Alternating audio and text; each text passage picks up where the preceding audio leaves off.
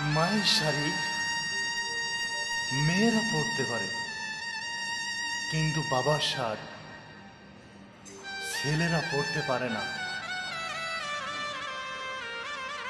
কারণ মায়েদের মতো আলমারিতে বাবার কোনো ভর্তি জামা নাই।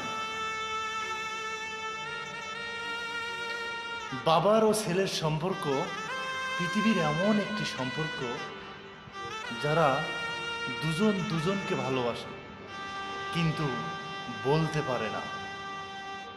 বাবা, আজ বলছি আমি তোমাকে অনেক ভালোবাসি। ইয়েস, ভালোবাসি। দোয়া করবেন এবং মাফ করবেন। আসসালামু আলাইকুম ওয়া রাহমাতুল্লাহি ওয়া বারাকাতুহু।